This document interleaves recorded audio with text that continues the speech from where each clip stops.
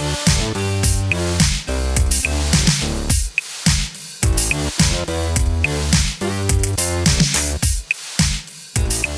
à tous et bienvenue sur le plateau de Bonjour chez vous. Aujourd'hui, nous vous posons la question: est-ce que votre peur parle plus fort que votre foi? Je ne l'espère pas, mais en tout cas, ce ne sera plus le cas en fin de cette émission, je le crois. Et nous allons avoir une belle émission de foi. Ça va, vous n'êtes pas dans la crainte et dans la peur, tout va bien? Non, ça va. Ça va? Toi, Omer? Sécurisé, tu es là. Yveline est là. Sur Jésus deux est là. lunes. Moi, j'ai un peu peur quand j'ai Annabelle et Omer avec moi. C'est comme Nadine et Frank, c'est des combos à risque quand même. Ça va aller. Mais j'ai la foi. Je l'ai maîtrisé en coulisses. Non. Ça, fallait pas le dire parce qu'elle va prouver le contraire. Tu viens titiller là où il faut pas. Hein. La gamophobie est toujours pas passée. Vous le savez, Annabelle et Omer ont quelques antécédents, mais ils s'aiment. Hein. C'est comme Frank et Nadine. Tout le monde s'aime, voyons. Oui, exactement, exactement. Comme on l'a prouvé quand Nadine a présenté aussi Bonjour chez vous. Oui, justement. C'est pour ça que je dis ça. C'est bien pour ça. Il suffit que je m'absente et puis ça y est. Hein. Moi, j'étais sage. Hein. C'était ça. Oh, C'est toujours ça. toujours. C'est mon meilleur élève. Allez, aujourd'hui... Oh, je fais un signe. Ouais, si vous pensez qu'Omer est un peu faillot, laissez un commentaire. C'est reparti. Allez, aujourd'hui, nous allons parler de la peur qui peut vous paralyser, qui peut vous bloquer dans votre vie, dans plein de domaines. Et on terminera le temps de discussion sur les projets, la peur d'entreprendre, parce que certains d'entre vous, peut-être justement, vous avez peur de ne pas entendre la voix de Dieu et de ne pas faire les projets de Dieu. Et donc, Omer va nous aider à ne plus avoir cette crainte-là, puisque tu vas faire un conseil du coach. Effectivement, le conseil du coach va nous aider à comment entendre la voix de Dieu. Et donc, on va voir les différentes méthodes que Dieu peut nous parler et aussi comment développer l'écoute. Exact. Et en ce début d'année, c'est un super bon conseil du coach parce qu'on a tous besoin d'entendre la voix de Dieu et particulièrement quand on se dit allez, nouvelle saison, on fait de nouvelles choses, mais est-ce que c'est vraiment ce que Dieu veut? Donc on en parlera tout à l'heure. Mais d'ici là, Annabelle, on va parler de la peur et de comment la traiter dans notre vie dans la pensée du jour.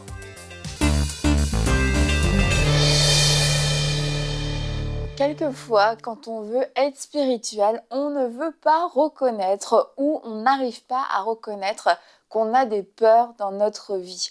Or, la seule façon de surmonter des peurs, de les vaincre, ce sera de les affronter et de les confronter. Et le fait de faire un déni, le fait de les fuir ne nous rend pas spirituels, mais nous rend esclaves de la peur, parce que la peur nous garde dans le silence, nous empêche de poser des actions, nous empêche de nous lever contre elle, de la confronter, de la nommer et de la vaincre.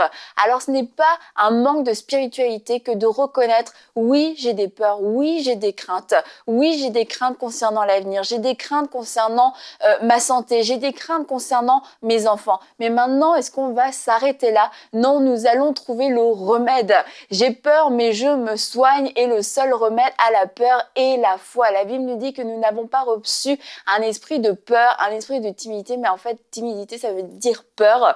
Un esprit de peur, ce n'est pas un esprit de peur que Dieu m'a donné, mais Dieu m'a donné un esprit de force. Alors, je vais dire, Seigneur, cet esprit de peur, il ne vient pas de toi. Il m'a oppressé pendant des années. Il m'a susurré, chuchoté des scénarios. Tu ne pourras pas, tu n'auras pas assez, tu n'y arriveras pas. C'est la sagesse. Non, n'y va pas, ne le fais pas. Tu n'es pas assez fort, tu n'es pas assez intelligent. Mais aujourd'hui, ça suffit. Aujourd'hui, je déclare que j'ai reçu cet esprit de force. Et cet esprit de force se manifeste dans ma vie. Cet esprit de force va me donner le courage de pouvoir confronter l'esprit de peur qui m'a asservi, l'esprit de peur qui m'a tenu dans le silence, qui m'a tenu dans la passivité depuis tant d'années. Et aujourd'hui, je me lève pour affronter ces peurs. Je ne suis plus dans le déni parce que je suis assez courageux pour regarder sous le lit ce qui me fait peur, ces monstres imaginaires, et dire au nom de Jésus, ça quitte. Au nom de Jésus, c'est terminé. Et de déclarer avec foi mes promesses. Alors le seul seul remède à la peur, c'est la foi. Et je vous encourage à être des personnes spirituelles. Et des personnes spirituelles, c'est des personnes qui qui osent marcher dans la vérité et qui osent être vulnérables devant Dieu, reconnaître leurs faiblesses pour pouvoir les traiter, pour pouvoir prendre la parole, pour pouvoir dire au Seigneur, écoute, voilà mon état, j'ai besoin de changer, je dois changer. Oh, j'ai été dans la peur pendant tant d'années, mais aujourd'hui, je veux que ça change et je décide de me lever dans la foi. Amen. Yes. Merci Annabelle. Parfois, là, on a peur de dire qu'on a peur. Oui. C'est comme un tabou, même des fois, dans le milieu chrétien, de reconnaître j'ai peur de ci, j'ai peur de ça. Tout de suite, on va dire non, non, non, dis surtout pas que t'as peur. Dis pas que t'as peur parce que c'est comme si le fait que tu le dises, ça magnifie le truc et tout. Et je suis d'accord, on fait attention à notre confession, etc. Mais il y a des fois où c'est nécessaire de faire ce constat, de dire oui, je reconnais, j'ai telle peur dans ma vie. Ok, j'ai fait le constat. Qu'est-ce que je fais maintenant? Est-ce que je laisse la peur s'installer tranquillement en moi et que je vis en contournant toujours certaines choses dans ma vie, en disant ah ben ça je peux pas le faire parce que j'ai peur et on se limite et on se bloque et puis on a la limite des angoisses qui nous saisissent parfois la nuit, le soir, on n'arrive pas à dormir parce que ces peurs deviennent de plus en plus grandes, ou on décide, j'ai peur, mais je me soigne, comme le titre de ta pensée, Annabelle, de dire je vais me soigner, je vais prendre les choses en main. Ok, j'ai fait un constat, il y a un problème dans ma vie, j'ai une peur qui me domine, qui prend beaucoup trop de place dans ma vie, qui me limite. Qu'est-ce que j'en fais de cette peur? Comment je la traite? Comment je la soigne? Puis tu vas nous donner des clés tout à l'heure, Annabelle, pour pouvoir justement vaincre ces peurs. Notre verset du jour, en tout cas, nous donne une excellente clé pour démarrer. Le psaume 56 au verset 4 et 5 nous dit: quoi faire le jour où j'ai peur? Qu'est-ce qu'on fait? Je mets ma confiance en toi. Je loue Dieu pour sa parole. Je mets ma confiance en lui. Je n'ai pas peur. Et en fait, ce verset, c'est comme, si on le décortique un peu, il y a comme un plan d'action en fait. Le jour où j'ai peur, donc je fais un constat, j'ai peur. Je mets ma confiance en toi. Donc on prend une décision, on raisonne en fait ses pensées, on dit Seigneur, j'ai confiance en toi. Et ensuite, c'est de notre bouche. Je loue Dieu pour sa parole. Je mets ma confiance en lui. À ce moment-là, on rentre dans une déclaration où on le dit Seigneur, j'ai confiance en toi, je te loue. Et finalement, je n'ai pas peur. Et là, ça devient plus juste une espèce de confession un peu superstitieuse, mais ça devient une confession de foi. Non, je n'ai plus peur. D'ailleurs, souvent, on va le faire à l'inverse. On commence par « j'ai pas peur, non, j'ai pas peur, non, j'ai pas peur ». Ok, j'ai peur. Et le fait de dire juste « j'ai pas peur » pour s'auto-convaincre, ça ne nous équipe pas en fait, ça ne nous fortifie pas. Et ce qui nous fortifie, c'est de se dire « j'ai peur, mais… » je vais traiter ça en fait. Et le déni, je crois que c'est une des meilleures armes que le diable a trouvées pour la peur. Parce que la peur fait peur en fait. Ce que la peur renferme.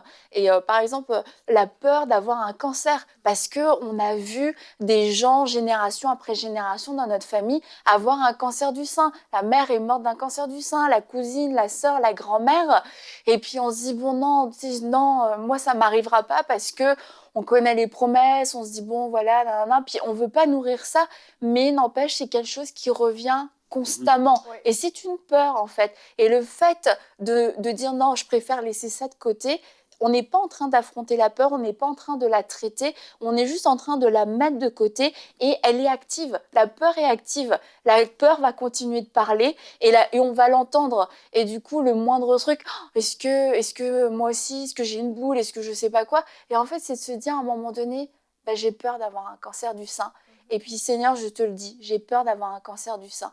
Et là, même le simple fait de le dire, et ça va être une libération et de dire non, il n'y aura aucun cancer du sein dans mon corps. Mon corps ne sera pas le temple de la maladie, mon corps est le temple du Saint-Esprit. Amen. Le cancer du sein qui a frappé ma mère, qui a frappé ma grand-mère, ma cousine, n'aura pas d'effet sur moi parce que la vie de Dieu coule en moi. Toute la malédiction a été brisée.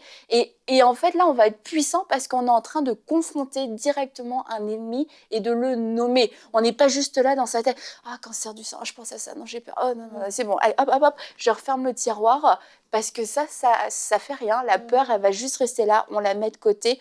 Mais le seul moyen, et je veux vraiment vous le répéter, le seul moyen de vaincre et de surmonter une peur, c'est de la confronter pour l'attaquer et pour l'exterminer. On l'extermine comme David a exterminé Goliath. Amen. On lui tranche la tête et c'est fini. Amen. Amen.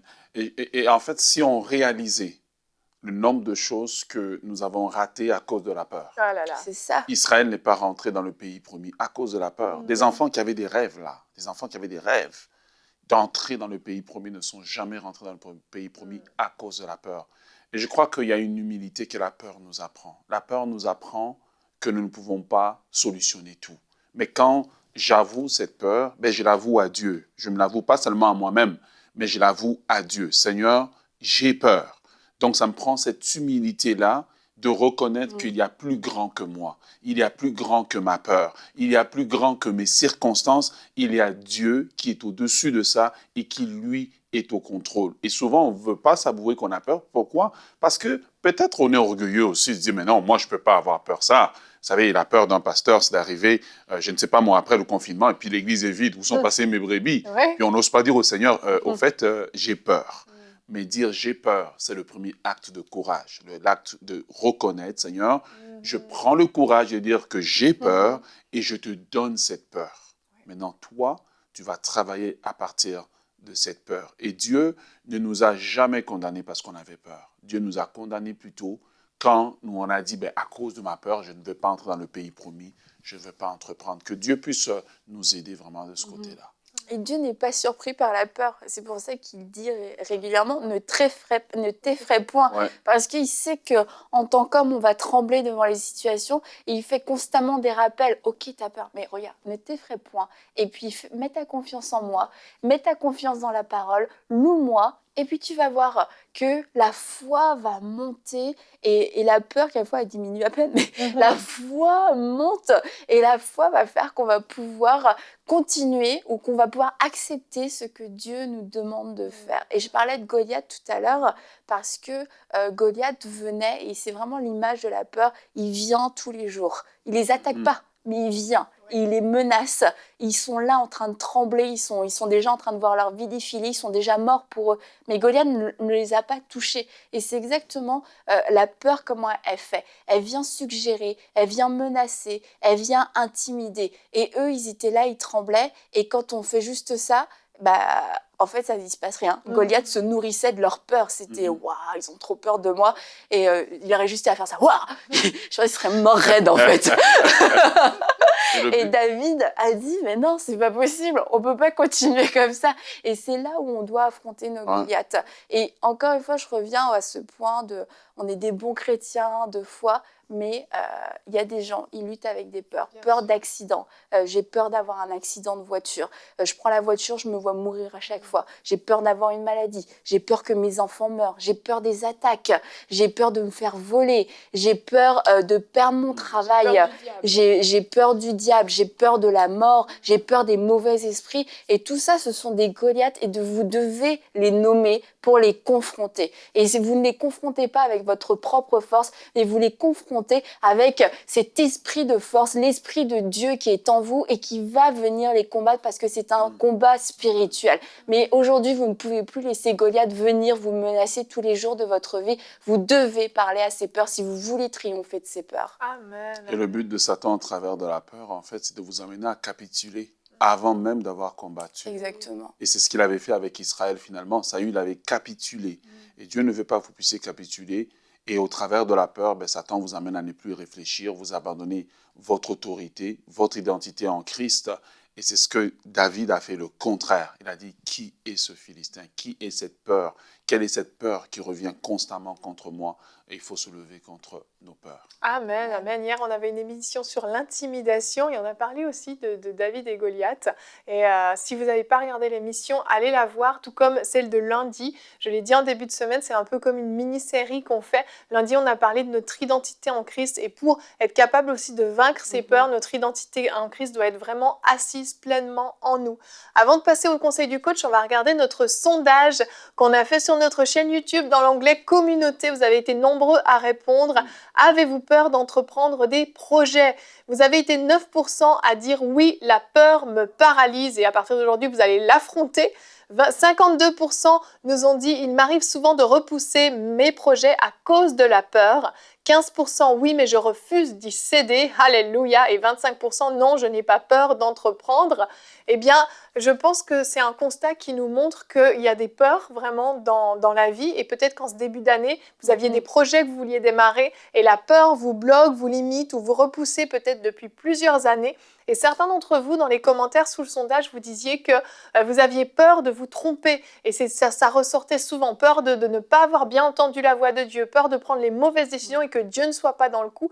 Eh bien, le conseil du coach qui suit va pouvoir répondre à ces questions, puisque Omer va nous dire comment entendre la voix de Dieu. Donc, on enchaîne tout de suite.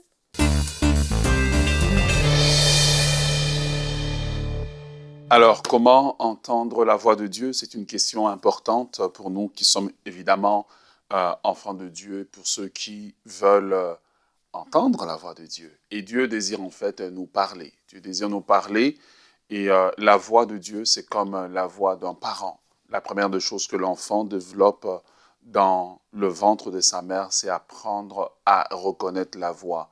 Dieu ne désire pas simplement nous parler lorsque nous voulons nous marier. Dieu désire nous parler pour les différents domaines de notre vie parce que, en fait, Dieu s'intéresse à nous. Il s'intéresse à nos projets que nous voulons entreprendre. Il s'intéresse à nous lorsque nous voulons voyager.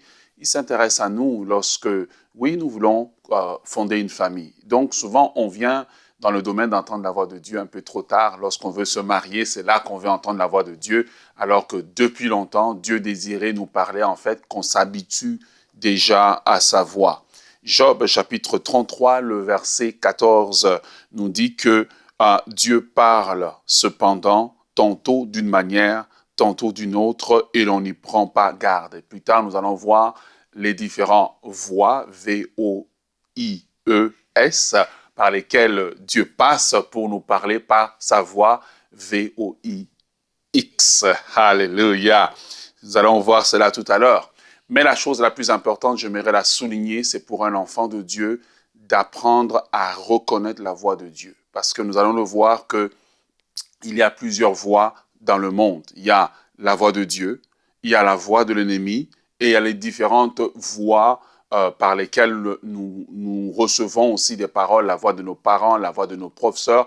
Et toutes ces voix, en fait, sont en compétition pour notre attention. Voilà pourquoi dans Jean, chapitre 10, le verset 27, Jésus dit « Mes brebis entendent ma voix, je les connais et elles me suivent. » Il y a la conséquence d'apprendre à entendre la voix de Dieu, c'est qu'on sait alors suivre le Seigneur. C'est qu'on connaît la direction qu'on doit suivre. On connaît, à distinguer la voix du Seigneur de la voix de l'ennemi ou de la voix de ma propre chair. Et aussi, on sait marcher dans la bonne direction. Donc, quand on apprend à reconnaître la voix de Dieu, on apprend à économiser du temps et à ne pas vivre une vie de essai-erreur, mais à vivre une vie de précision divine. Et c'est le désir de Dieu pour chacun d'entre nous. Et donc, Dieu nous parle par différentes manières. Et Job le dit que Dieu parle par différentes manières, mais on n'y prend pas garde. Et ce que Dieu veut, c'est que nous puissions apprendre à développer cette capacité de reconnaître sa voix. Donc, Dieu parle de différentes manières. Dieu peut parler de façon, comme ce que je dis, d'un coup, il nous a donné tout le message, ou Dieu peut parler par séquence. Et dans les séquences dans lesquelles Dieu parle, et souvent Dieu va parler par séquence, il nous donne un bout aujourd'hui, il va compléter, et il va ensuite emmener la complétion du message à un autre moment. Et entre les séquences, il peut se passer du temps. Pourquoi? Parce que c'est le choix de Dieu de communiquer ainsi. Ensuite de cela, Dieu, entre les séquences de communication, il peut utiliser différents canaux de communication. Voilà pourquoi nous devons être sensibles à cela. Alors, quelles sont les différentes voix V-O-I-E que le Seigneur utilise pour nous parler par sa voix V-O-I-X? Alors, premièrement, ce qu'on appelle la voix de Dieu directe. Ce que je appelle la voix de Dieu directe, eh bien, c'est la Bible. Si vous voulez que Dieu vous parle, ouvrez votre Bible, lisez votre Bible régulièrement. La lecture de la parole de Dieu fera qu'à un moment donné, en lisant, une pensée de Dieu va s'imprimer en moi. Le canal le plus sûr par lequel Dieu peut nous parler, c'est sa parole, qui est immuable, qui est infaillible, qui est la vérité. Dans toutes les autres voies, nous pouvons nous tromper, mais jamais dans la parole de Dieu. Si je veux savoir la volonté de Dieu par rapport au mariage, bien, je peux ouvrir la parole de Dieu. La volonté de Dieu par rapport à ma santé, la Bible me le dit. La Bible déclare la volonté de Dieu. La deuxième voie par laquelle le Seigneur nous parle, c'est ce que j'appelle la voie indirecte. Quelle est la voie indirecte? La voie indirecte, ça veut dire que Dieu utilise différents canaux de personnes pour me parler. Et une des voies dans lesquelles Dieu utilise pour vous parler, c'est la voix de votre pasteur. C'est la voix de votre pasteur au travers des enseignements. Voilà pourquoi c'est dangereux lorsque vous zappez de chaîne en chaîne parce que vous interrompez le canal de communication.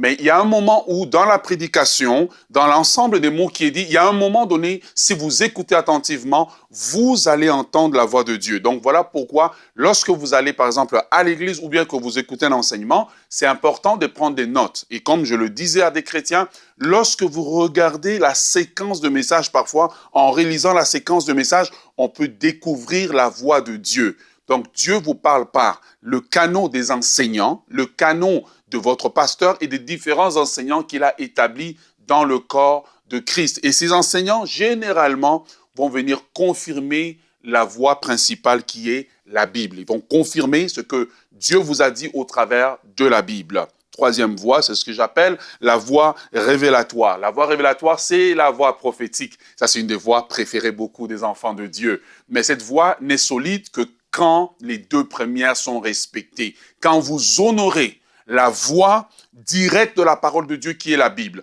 Quand vous honorez la voix, ce que j'appelle du canal indirect qui est au travers des serviteurs de Dieu et que vous honorez, que vous les écoutez comme quand ils parlent, c'est Dieu qui vous parle, eh bien Dieu peut maintenant vous faire graduer pour vous parler par la voix prophétique. La voix prophétique, c'est que vous arrivez quelque part et Dieu maintenant confirme les deux premières voix dont il a parlé par cette voix-là maintenant. C'est comme ça que vous pouvez savoir si ce que vous entendez vient réellement de la part de Dieu ou c'est juste un message qui est sorti dans le vide et par le produit d'un homme. Donc, par la voix prophétique, Dieu nous parle, Dieu va maintenant confirmer ce que nous avons lu. Parfois, c'est juste un verset qu'on a lu la veille, mais Dieu va le confirmer maintenant pour dire c'est maintenant la saison de te lever, c'est maintenant la saison d'entreprendre. Parfois, la veille, tu as lu Josué, chapitre 1, où Dieu lui dit « Prends courage, car c'est toi qui vas mettre ce peuple en possession du pays. » Et vous arrivez par la voie prophétique que Dieu te demande d'entreprendre. Ah, tu comprends que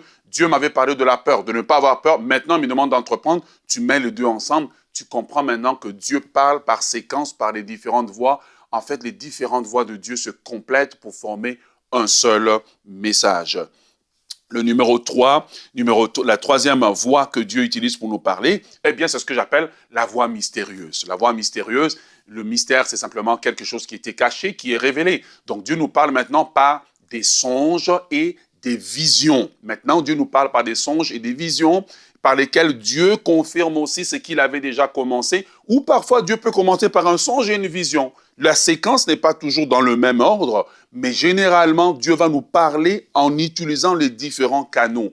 Voilà pourquoi vous ne pouvez pas juste prendre un seul canal, Dieu m'a parlé, et puis je cours. Attendez pour voir, est-ce que Dieu ne veut pas compléter ce message par d'autres canaux. Par la voie mystérieuse, Dieu parle par des songes et des visions. C'est ce que Paul dit dans Actes chapitre 16, le verset 6 à 9, il dit « Ayant été empêchés par le Saint-Esprit d'annoncer la parole en Asie, ils traversèrent en Phrygie et le pays de Galatie. Arrivés dans la Mysie, ils se disposèrent à entrer en Bithynie, mais l'Esprit de Jésus ne leur permit pas. Ils franchirent alors la Mysie et descendirent à Troas pendant la nuit. » La voix du songe. Paul eut une vision, un Macédonien lui parut et lui fit cette prière « Passe en Macédoine et secours-nous. » Donc, vous voyez, le premier message, le premier canal de communication, c'est que Dieu avait parlé à Paul par la voie prophétique que lui irait dans les nations pour annoncer l'évangile. Là, il arrive dans une saison de sa vie où il y a un blocage. Et Paul n'avance pas tant qu'il n'a pas entendu la voix de Dieu. Et soudainement, qu'est-ce qui se passe? Il a un songe. Et ce songe, lorsqu'il a, eh bien, le matin, il se lève, il partage avec son équipe. Voilà pourquoi, basé sur un songe, vous ne pouvez pas juste vous lever puis vous courir. Partagez-le avec des gens de confiance qui ont le discernement spirituel, qui pourront vous aider à faire une bonne interprétation de du songe que vous avez reçu. Donc, par la voix mystérieuse, Dieu parle par des songes et des visions. Voilà pourquoi j'aimerais vous inviter à développer vos 5 sens spirituels. Votre toucher, votre odorat, votre ouïe et votre vision spirituelle. C'est possible de le faire parce que Dieu parle de façon mystérieuse, il parle de différentes manières. Et si vos sens sont développés, vous aurez une plus grande sensibilité à la voix de Dieu. Parfois, vous n'avez pas entendu la voix de Dieu, mais c'est une sensation que vous ne devez pas prendre la route. Vous devez rester à la maison. Et lorsque vous regardez aux nouvelles, vous pouvez voir que, sur la route, il y a eu un accident, il y a eu un incendie, il y a eu tel élément. Pourquoi? Parce que vous avez développé une sensibilité à l'Esprit de Dieu. Et le secret de cela, eh bien, vous devez prendre plus de temps d'intimité dans la présence de Dieu. Apprenez à écouter Dieu lorsqu'il n'y a pas de danger. Apprenez à écouter Dieu lorsqu'il n'y a pas une exigence sur vous. Apprenez à l'écouter dans le quotidien. Vous allez voir que quand maintenant les temps d'exigence, la pression vient sur vous, c'est facile pour vous de distinguer la voix de Dieu. Apprenez à faire taire les voix conquérantes. Les voix conquérantes sont la voix de votre chair. Parfois, oui, tu as vu une sœur qui est jolie. Toi, tu veux absolument la marier, donc tu dis que Dieu t'a dit, mais Dieu n'a pas dit. Alors que si tu avais pris le temps d'écouter la voix de Dieu, Dieu te dirait, oui, elle est très jolie, mais ce n'est pas pour toi, c'est pour quelqu'un d'autre. Alors, c'est très important pour vous d'apprendre à écouter la voix de Dieu et à faire taire les voix conquérantes, la voix de la chair, la voix du professeur, la voix de papa et de maman. Parfois, vous allez distinguer, ce n'est pas Dieu qui est en train de me parler. Ensuite, pour terminer, marchez dans l'obéissance. Il y a beaucoup de gens à qui le Saint-Esprit parlait et le Saint-Esprit ne vous parle plus parce que vous êtes constamment en train de désobéir à la voix de Dieu. Et en fait, pour vous, tant que Dieu ne vous a pas parlé dans la direction que vous voulez, ce n'est pas la direction de Dieu. Le Saint-Esprit est sensible. Parfois, Dieu se tait. Dieu se tait parce qu'il trouve qu'il nous parle, mais nous sommes constamment désobéissants. Alors, c'est important pour nous de comprendre une chose. Parfois, Dieu se tait aussi.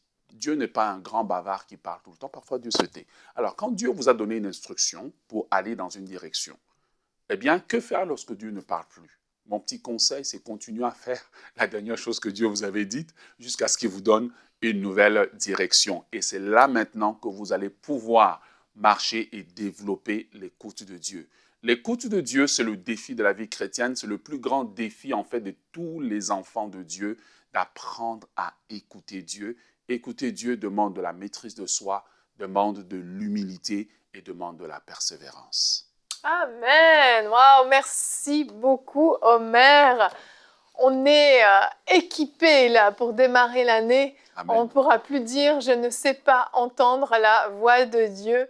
Et tu as parlé des voix conquérantes qui est important, je trouve, aussi à bien mettre en place parce que on peut mettre tout en pratique, mais si on ne fait pas taire ces voix conquérantes, on aura toujours cette espèce d'ambivalence, ce doute entre est-ce que j'écoute la voix de Dieu là ou finalement c'est autre chose, etc. Donc, merci beaucoup. Et comme toujours, je le dis toujours dans les rubriques conseils du coach, mais réécoutez-les parce qu'en fait, c'est 12 petites minutes dans lesquelles on vous donne tellement de nourriture solide et c'est dommage de se contenter des petits 10% peut-être qui ont été retenus. Réécoutez, prenez des notes et prenez le temps de méditer et surtout mettez en pratique puisque c'est le but du conseil du coach, c'est qu'il y ait une mise en pratique. Merci à vous deux pour cette émission. Merci à vous tous de nous avoir suivis. On se retrouve demain. Nous allons parler de comment identifier une relation toxique. Et ça, c'est un gros problème dans la vie et c'est peut-être le moment de s'en débarrasser en début d'année si on veut rentrer dans tous les projets qu'on a. Et nous aurons Annabelle qui va faire une rubrique Pasteur, j'ai une question. Et je sais que les gens aiment beaucoup quand tu fais Pasteur, j'ai une question. Donc, ne manquez pas la réponse d'Annabelle de demain. Allez, bonjour chez vous.